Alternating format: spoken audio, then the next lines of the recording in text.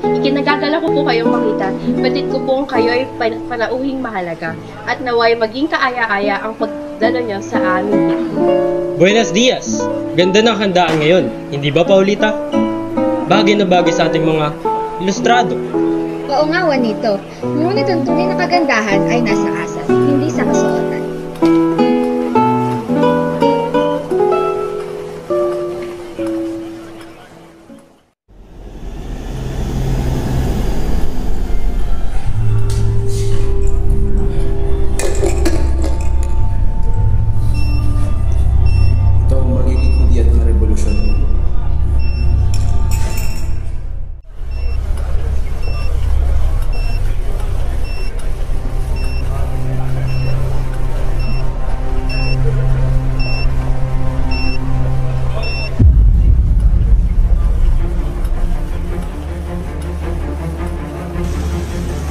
Sigan, makinig ka.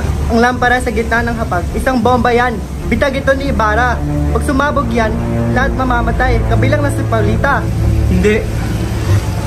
Hindi mangyayari ito. Paumanhin po.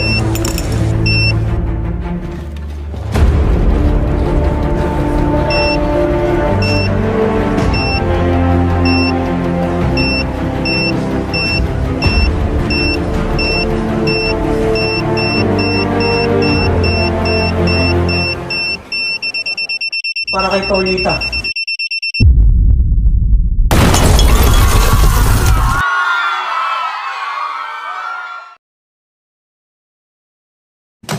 Hindi ito aksidente. May utak sa likod ng nakatag nito. May testigo.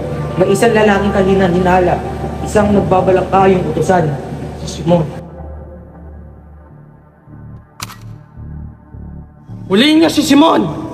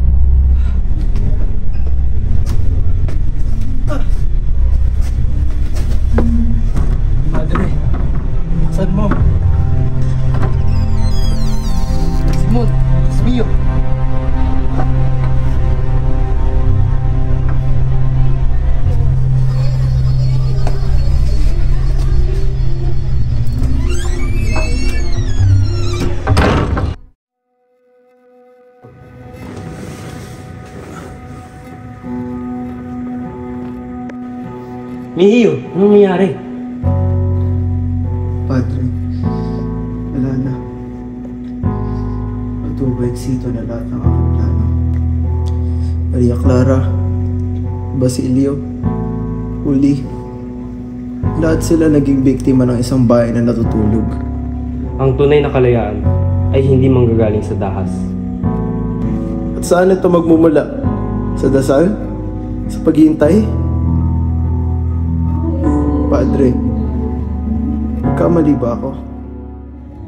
Hindi ikaw ang nagkamali, kundi ang iyong paraan. Maria Clara. Ang aking mahal na Maulio, naalala mo pa ba? Nung ang ating mundo ay puno ng liwanag, nang ang ating pag-ibig ay parang simoy ng hangin, malaya at walang takot. At doon sa tuktok, nangako tayo. Ikaw at ako magkasama hanggang sa dulo. Pero ang tadhana'y malupit. Winasak ng mundo ang ating sumpaan. At batid ko ngayon, ikaw ay wala na. Mi amor, kung kaya ko lamang ibalik ang panahon. Pero ang mga alaala na naman nagtitira. At sa mga alaala na ito, doon na lang tayo muling magsasama.